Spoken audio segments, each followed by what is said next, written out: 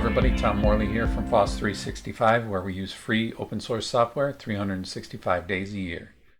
Now I'm going to show you how to do that intro video using Natron and some quote-unquote fake particles that go around the text. And after we get all that done, then I'm going to show you how to grab some code from Shadertoy.com and put that in a node, the Shadertoy node in Natron, to create that kind of wand effect that goes in front of the text as well. Okay, so let's get started. The first thing that we're going to do is we're going to grab the text node. So we're going to right click.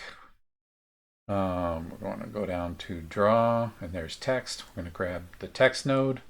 Now we need two more of these. You can just do a control copy with the text selected and control V twice to paste two more text nodes on here.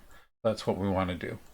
We're going to have three of these because I'm going to have one main version of the text that kind of controls the other two versions. What we'll need to do is we'll have to have normal text, and then we'll have to have text that's stroked out a little bit, and that extra border along the font is going to define where the quote-unquote fake particles can show up to kind of swirl around the font itself. So we need these fonts all linked together, but first let's go ahead and rename these. This is going to be my main text, so let's rename that to main. And this one is going to be kind of the standard text. This is going to be what we want to see for the most part, the main standard text. So let's call that one text standard, and this one's going to be the stroked out text. So let's go ahead and this one's going to be text stroked, just so we know what's going on here. Now what I want to do is I want to take that main text and I want to link that to both the standard and stroke text. So one of the things that you can do is double click and come over here to the center interact. We're going to right click on it. We're going to copy a link. Now we're going to do we're going to double click on text standard. We're going to right click on it. We're going to paste that link. Then we're going to double click on text stroke. We're going to paste that link. We're going to go back to the main text. Let's go ahead and change this to magic. And we can verify that it changes by looking at it there. And let's click on center interact. I'm going to put it in the center. And let's do the rest of the linking to the other nodes before we do much more. So now let's right click here in the text box. Let's copy that link. And again, we're copying the text main link, and then we're going to paste the link into standard. Right click, paste, link. You can see it automatically changed to magic.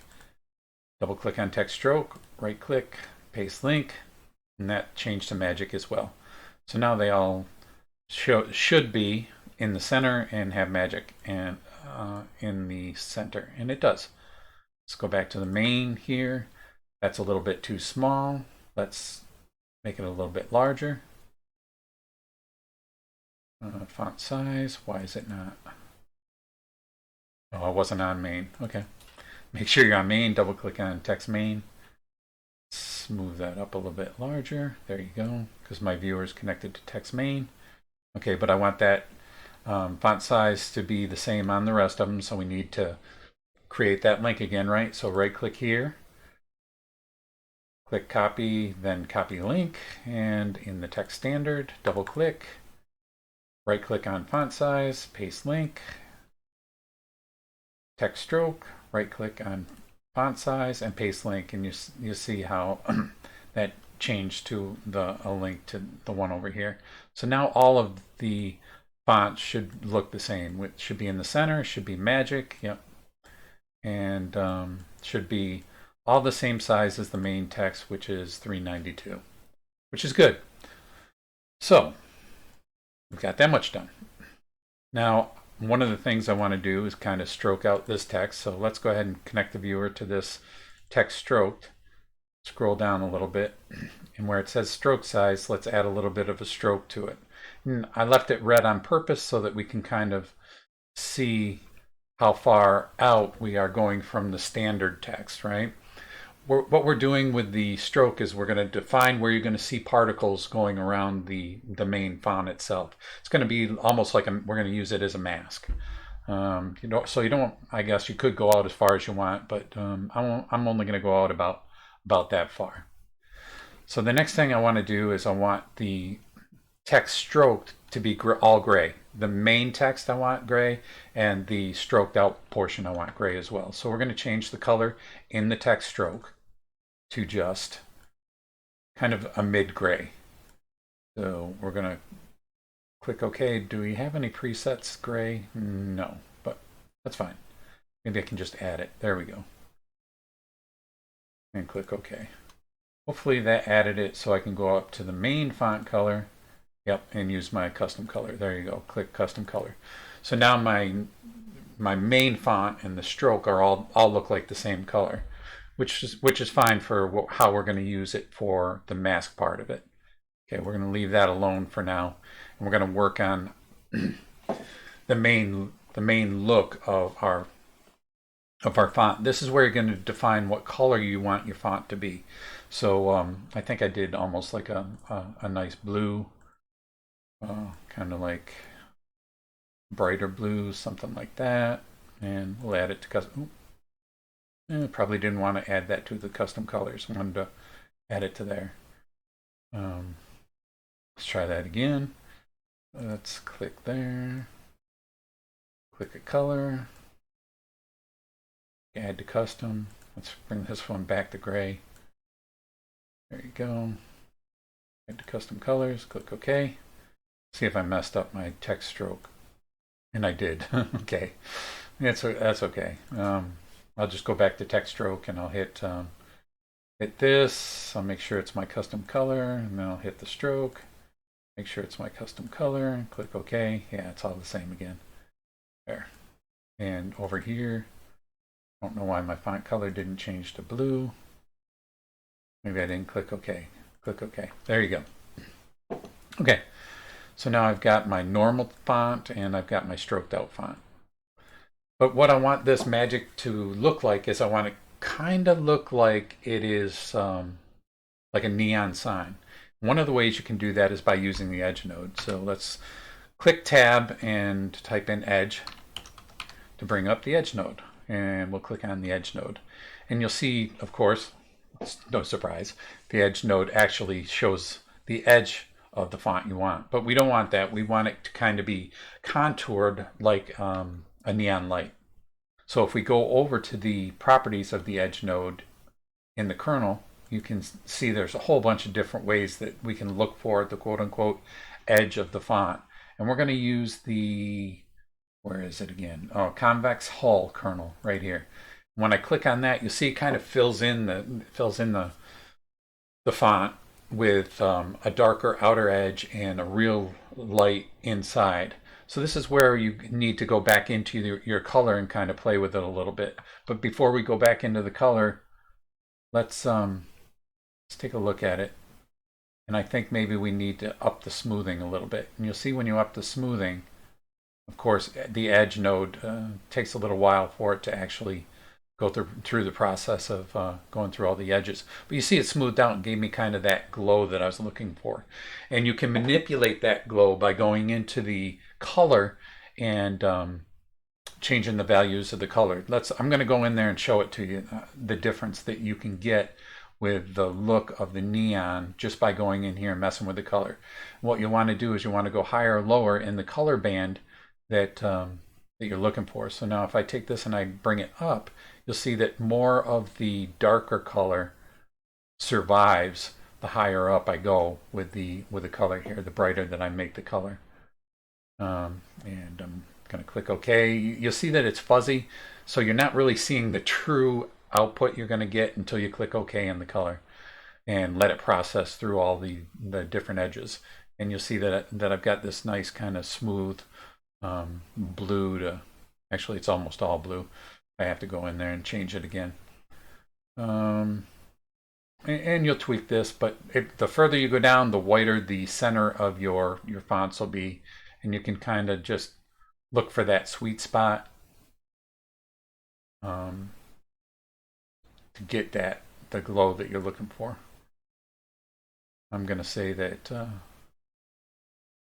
that's good right there. I'm not going to play with it, play around with that color forever, but you see how you can adjust it to kind of get the look and feel you want.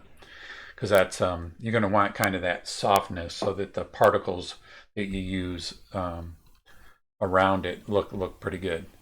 Okay, so that's the main font. So now let's talk about how we're going to get the particles to show up. So we've got this stroked out text over here, but how do we create particles?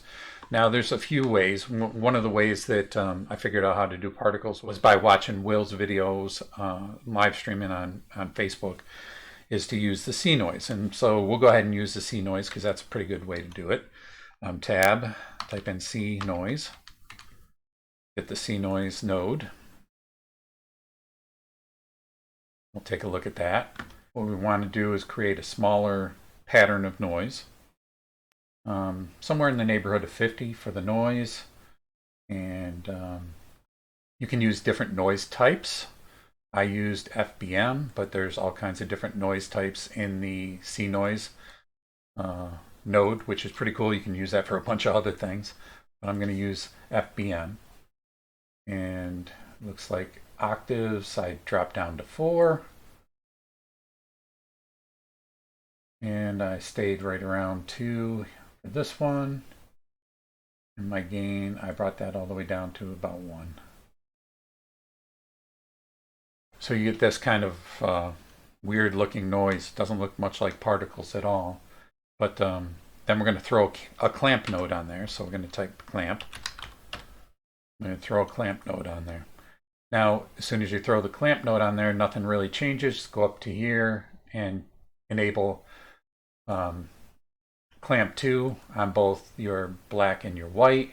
Grab your minimum here and start moving it up. And as you move it up, now you see that I'm starting to take away pieces and parts of the noise. So I'm starting to get a little bit of what looks like quote unquote particles that I can use for things. So you can use this to adjust how many particles you want. So you can kind of fiddle around with your minimum and maximum here to get as many particles as you want. So you can drop down here to get smaller particles. Then if you need more particles, go back to your C noise and maybe mess with the noise size. And when you mess with the noise size, you see you're changing how many particles you are going to show up after the clamp node.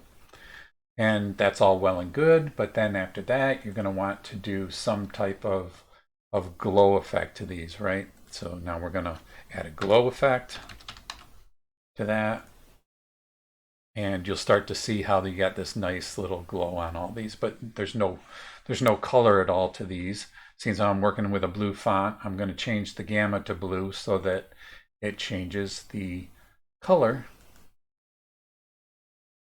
of these particles to almost like a bluish color.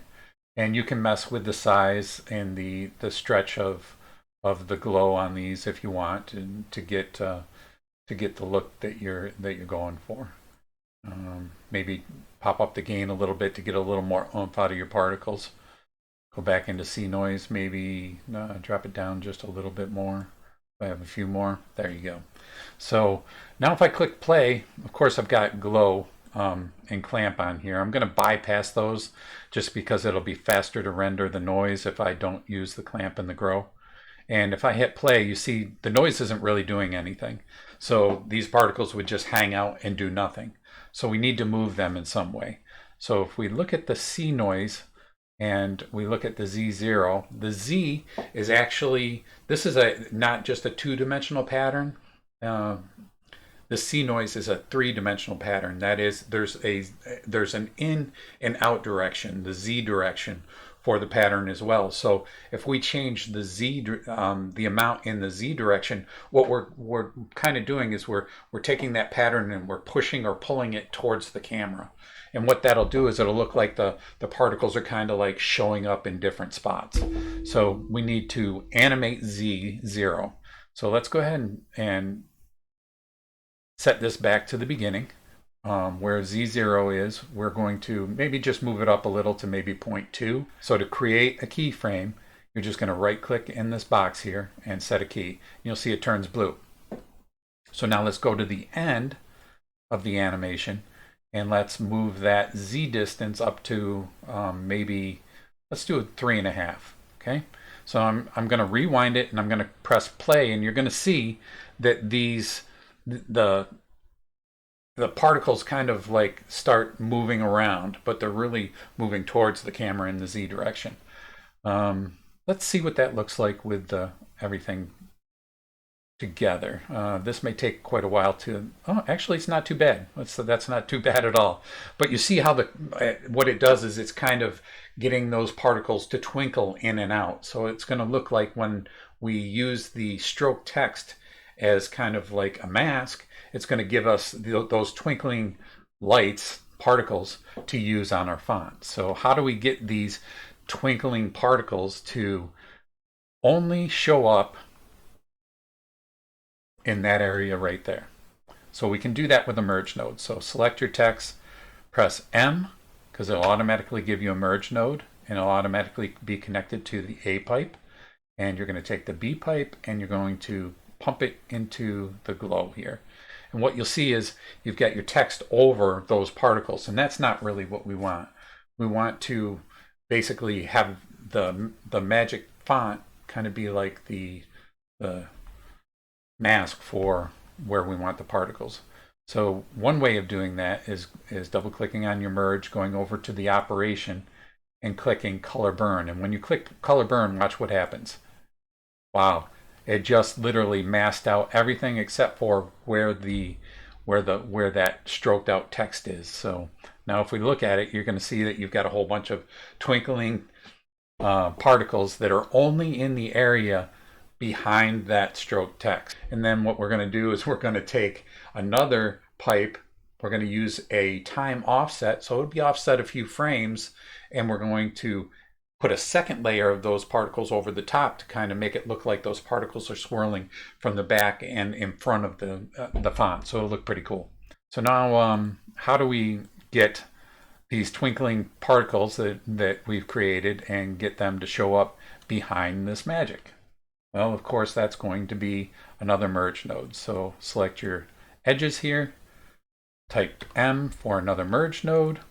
This one we're going to pump into our other merge node, and now I have the font over the twinkling background. So if I press play, it might be hard to see, and here's the issue: is particles should be very, very sparkly, right?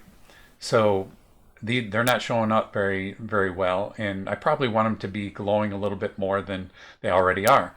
So you could add another glow node, and I'm going to do that just to show you what it'll do. So go ahead and click this merge, type in tab and bring up glow, pop that in there, and you'll automatically see, look at this, how much better. Now my machine's basically at a crawl, but you'll see how much better this looks. I'm going to click on the glow and press D to disable this glow, and you'll see like this, literally not as glowy. Actually, it was as glowy. It's weird. Even though I disabled it, it still was active. That's might be a cache issue in Natron. But you see this particle right here above the G? It's not really that glowy. But as soon as I connect it back up to my glow node and enable it with the D key, you see it's got this nice kind of like starry-like bloom to it. So it gives you a little bit more of that effect that you've got these particles that are just showing up around the back end of your font. Pretty cool. But that's all well and good. I'm going to bypass that glow node for now because that slows things down. So now I'm halfway there, right? I've got my font and I've got the magic particles behind it, but I also would like those particles to be in front of my magic sign as well. So how could I get that to happen, I guess? One way to do that is to use we're going to use a time offset node. Okay, so I'm going to come over here, click over here, hit tab and type in time, and you'll see time offset. So what the time offset node is going to do is it's going to create the same effect that you've designed, but it's going to be delayed a few frames, or it will be forward a few frames based on what you tell it to do. So I'm going to click on the source pipe it into the merge node, and I'm going to just come over here and I'm going to look at that. And if I press play, you're going to see it just looks like the normal stack of nodes that I've created.